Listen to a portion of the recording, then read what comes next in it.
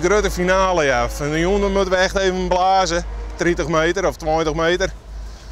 En dan moet er op zijn plek staan. En dan kunnen we de komende paar dagen even omvullen. En dan man liet de morgen de klompjes strooien doorheen en dan ben we klaar. Want wat voor grut beton ding moet je meer verschouwen? We moeten een spoor onderin schouwen. Eentje voor een dubbelspoor tussen Lauwert en Greens is maar. En 2400 ton. Dat is een van de zwitteren hier. En ja, die doen we op een Duitse manier nou. Ja, want hoe krijg je zo'n vier ding in beweging? Ja, zeg maar, we hebben alle liedje fietspompen. En die kunnen we opdrukken met oliedruk. Die staan om een meter onder de buitenwand. En in de middenwand stiet er ook nog een riegen van een 18-tal vijzels. Dan hebben we nog 3 horizontale vijzels. Elk op de buitenwand en op de tussenwand nog hier. En we hebben het huisverhaal hier heel die ruik heen. Die hebben de balk niet smaakt met wat groene chippen en dan drukken we hem naar voren. Sta je al lang te wachten? Ja, heel lang. Ja. En waarom sta je meer? Nou, om dat ding dat je het aan zijn verschouwen. En mooi hem was al laten oplopen. Ja. Ja. Ja. Maar net uit. En hij hem stuks wel eens jaren, jongen? Nee. En wat verwacht je me van dadelijk? Nou, ik denk dat het al in steken zit. Oh, dat is net zo positief. Nee, maar dat denk ik. Ik weet net zeker, maar dat denk ik. Nooit bij. En wist wel hoe ze zo'n grut stuk beton, hoe ze dat gliedje litten? Nee. Dat doen ze met groene chippen. Ja. Echt hier? Ik zit in green.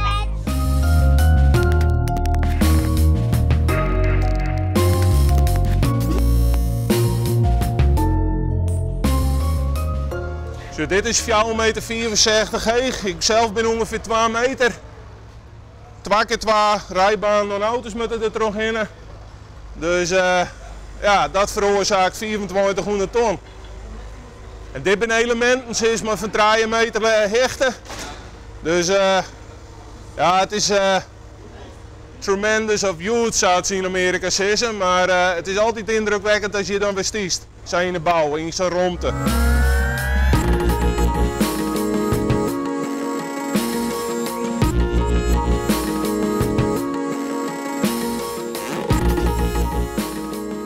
Ik ken het bleed eigenlijk net zien, maar het schijnt dat de boel in beweging is.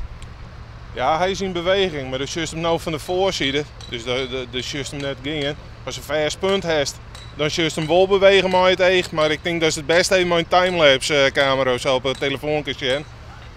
Dan juist hem echt wel bewegen in een paar seconden. Ja. Maar nou even net, dus ach ja, straks even monteren en dan komt er wel goed bij die dag.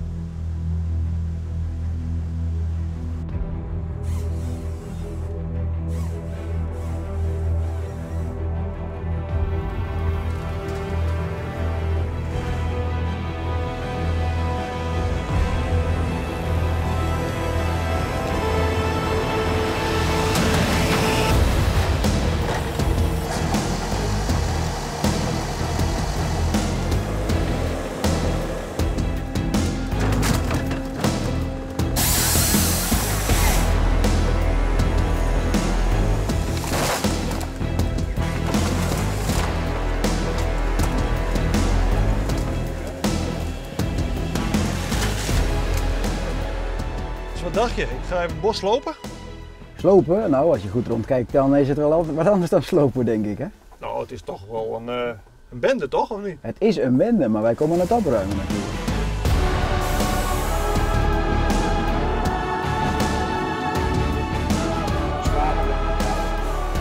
weet je nou welke boom je moet hebben?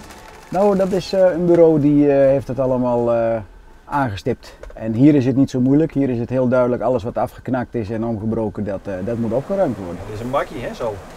Dit is een makkie zo in zo'n veld, ja. Maar wordt het niet een kaal vlakte? Nee, want dit wordt allemaal dus herpoot. Hè? Dit is dus allemaal, was ook niet de bedoeling dat dit allemaal ondersteboven zou gaan.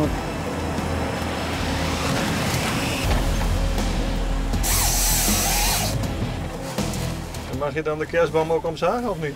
Nee, ik heb geen natuurlijke kerstboom in huis staan, want dan moet ik het bos erin en dan kom ik met 7 bomen thuis en kan de vrouw toch niet bepalen welke boom het moet worden. Dus we hebben gewoon een kunstboom in huis. Dus je hebt gewoon een nepboom? Ik heb een nepboom. Kan dat? Kan dat wel? Wat mij betreft wel. Je Ik zaag het hele jaar bomen, dus met mijn vrije tijd dan zo makkelijk mogelijk. Je bent eigenlijk een bomenmaaier. Echt een bomenmaaier, ja. Zo snel mogelijk het hoekje schoonmaken en wegwezen. Zie je door de bomen ook het bos wel of niet meer? Nou, soms wel. En dat is meestal zo bij vrijdagavond. Dan wordt het tijd dat we naar huis gaan. Want? Dan willen we wat anders zien, denk ik. Oh ja? Ja. Zoals?